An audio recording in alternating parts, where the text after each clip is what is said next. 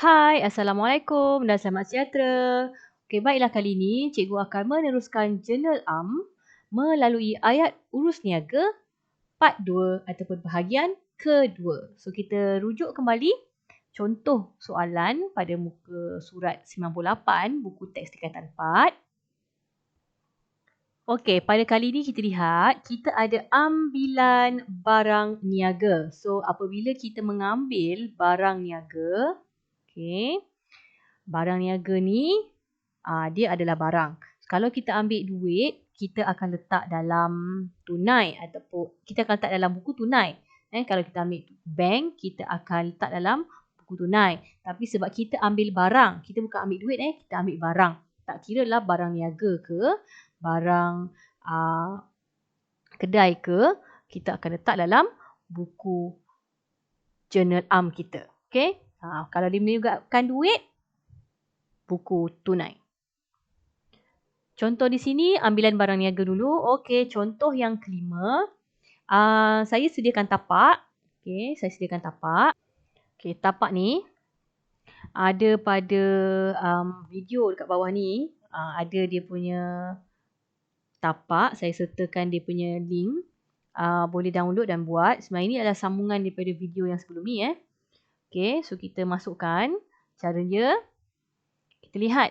Okey, pemilik mengambil barang niaga bernilai 450 untuk kegunaan peribadi. Okey, kalau dia cakap tentang peribadi, sendirilah. Okey, maknanya personal. Okey, personal. Selagi dia kata personal, dia akan kita kaitkan dengan perkataan ini. Ambilan. So, ambilan ini akan berada di dalam kita punya jurnal Okey. So, kita lihat pemilik iaitu kita mengambil barang niaga. So, barang niaga kita akan kata sebagai belian. Okey, barang niaga kita akan kata sebagai belian. So, bila pemilik mengambil barang niaga, ambilan akan bertambah, maka belian pula akan berkurang. Sebab barang dalam kedai kita, barang dalam kedai kita tu disebut belian, barang akan berkurang. So, kita akan debit ambilan. Tak betul. Kita akan debit ambilan. Okay, kita akan debit ambilan. Sebab dia ni kira sebenarnya belanja kita. Kita akan debit ambilan. Ambilan akan bertambah. Belian akan kredit. Belian akan berkurang sebab barang kita berkurang. So, kita masukkan. Tarikh dia 9 Januari. So, kita masukkan 9 Januari.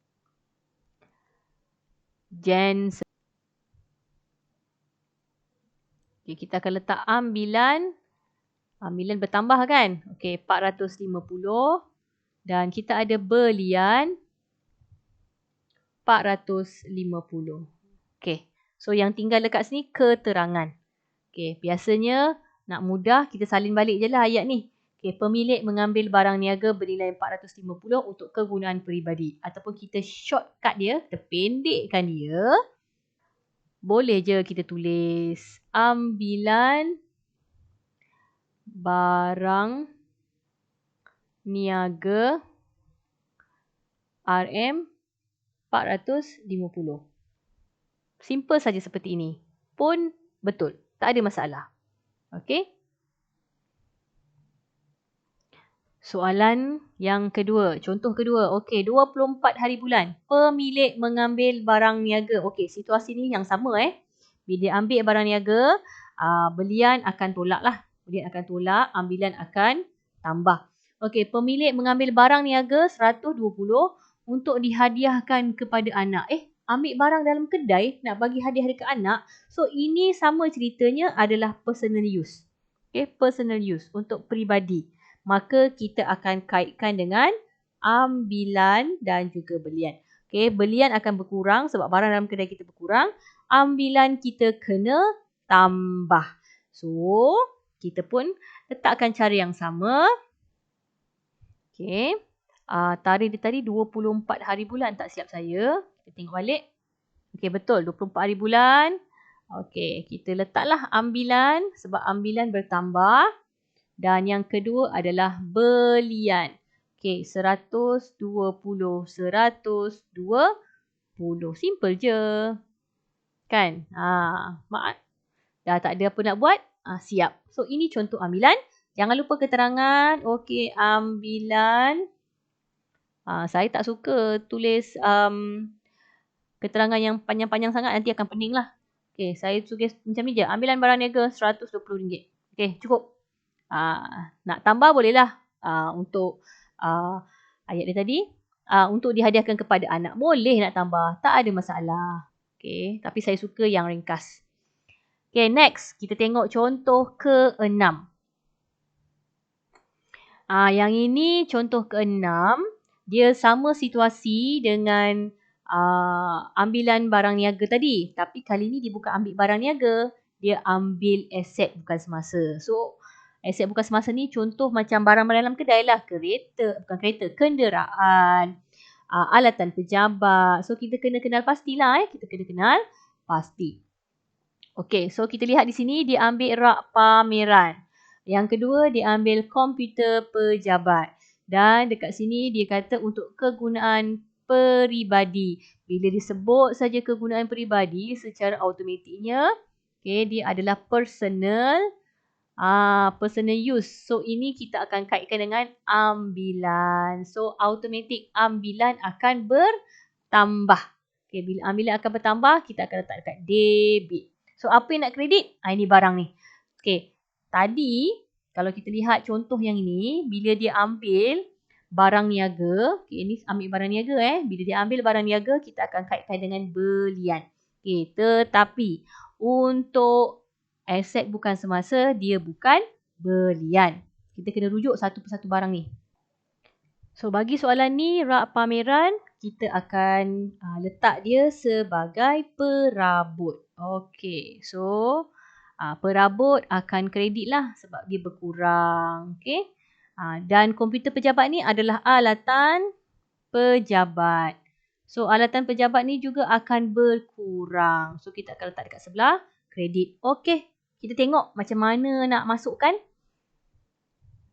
Okey, kalau kita tengok contoh 5 tadi, kita debit ambilan, kredit belian sebab barang niaga. Okey, soalan ni adalah barang niaga. Okey, kalau ini ambilan barang niaga. Okey, kalau kita bukan ambil barang niaga tapi kita ambil barang-barang yang ada dalam pejabat kita. Okey, so ambilan aset bukan semasa. Okey, kita akan letak sini ambilan dulu. Sama saja, dia akan letak sebagai ambilan. Okey, sebelah sini pun akan letak sebagai ambilan. Beza dia, okey, kalau soalan tadi, perabot rak pameran adalah perabot. So, kita akan tulis dia sebagai kredit perabot. So, sebelah kredit kita kena jarakkan. Okay, next. Kita tengok komputer pejabat ni adalah kredit. Okay, kita akan letak dia sebagai alatan pejabat. So, kita tulislah alatan pejabat. Macam ni je. Okay, tak susah pun. Okay. Tarikh dia berapa tadi? Saya pun dah lupa dah. Okay, 19 hari bulan dengan 24 hari bulan.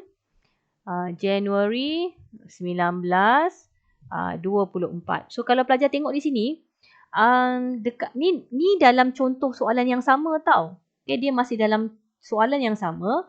Kalau dia dalam soalan yang sama, kita cuma belah dua saja dan tak perlu tulis bulan sebab atas dah ada. Sebab dia masih lagi dalam kategori soalan yang sama.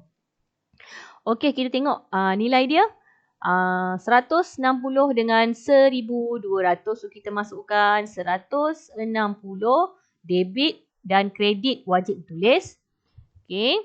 Dan kita ada 1,200. Kita masukkan sebelah debit 1,200 dan sebelah kredit 1,200 seperti ini. Okey, so kita tengok balik. Kalau kita ambil barang niaga, kita akan tulis debit ambilan, kredit belian. Kalau kita ambil aset bukan semasa, kekalkan debit tapi perabot kita kena tengok betul ke perabot.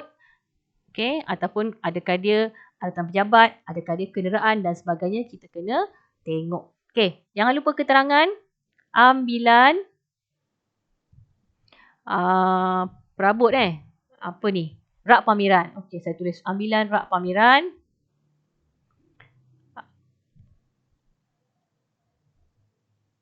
RM160. Okey, saya tak nak tulis RM160 pun tak ada masalah. Saya tulis ambilan rak pameran untuk kegunaan sendiri pun boleh. Okey, yang ini pula ambilan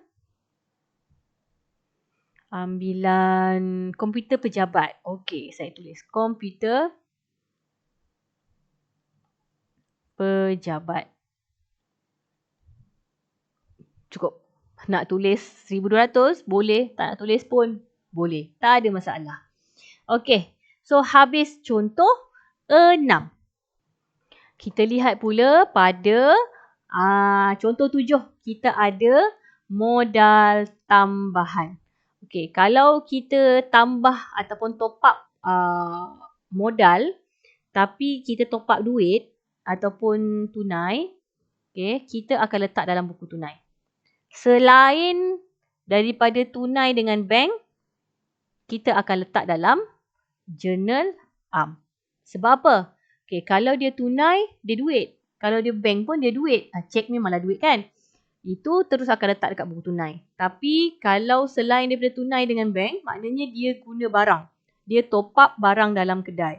Bila dia top up barang dalam kedai, kita akan kaitkan dengan journal am. So kita ingatlah ni dia bawa masuk barang.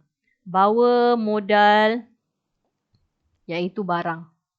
Okey, contoh kat sini. Januari 5, pemilik membawa masuk kenderaan. So kat sini ceritanya kenderaan. So bila ada kenderaan, maka kenderaan ni adalah aset. Kenderaan akan bertambah, dia akan letak dekat sebelah debit. Okey. Yang kedua dia kata membawa masuk mesin pencetak peribadi. Okey, mesin pencetak ni maksudnya mesin fotostat. So ini adalah alatan pejabat. Okey, alatan pejabat adalah aset. Dia pun bertambah. Maka kita pun akan letak dekat sebelah debit. Tapi apa yang nak kredit? Sebab dia kata membawa masuk barang. Barang ini adalah dianggap sebagai modal tambahan. Okey, sebab dia membawa masuk.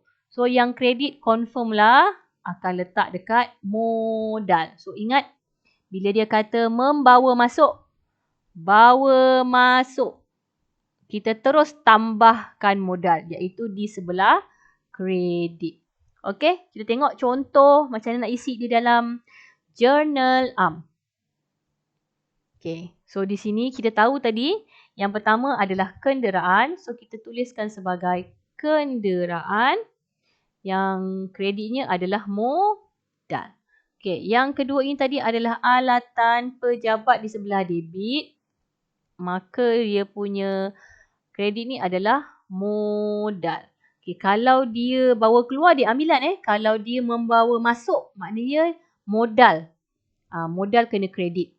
Okey, apa yang dibawa masuk? Kenderaan dengan alatan pejabat. So tarikh dia tadi adalah 5 dengan 8. So kita pun masukkanlah Januari 5 8. Okey, Januari tak payah tulis lagi. Okey, berapa nilai dia? 50,000. So kita tulis 50,000. 50,000 di sebelah debit dan juga di sebelah kredit. Okey. Dan alatan pejabat tadi 345. So kita pun masukkanlah 345 di sebelah debit dan 345 di sebelah kredit. Okey, last sekali masukkan keterangan. Okey, apa keterangan yang sesuai? Kalau rasa susah nak bina ayat, kita boleh guna saja ayat dia di dalam ni sama sebiji-sebiji, salin saja, tak payah pening-pening. Okey, ataupun kalau nak ikut cara saya dah tahu nak tulis apa. Saya akan ambil saja masuk kenderaan persendirian ni kan. Okey, saya akan letakkan sebagai membawa masuk kenderaan persendirian 50,000. Cukup. Membawa masuk mesin pencetak peribadi bernilai 345. Cukup. Okey, saya nak masukkan sekarang.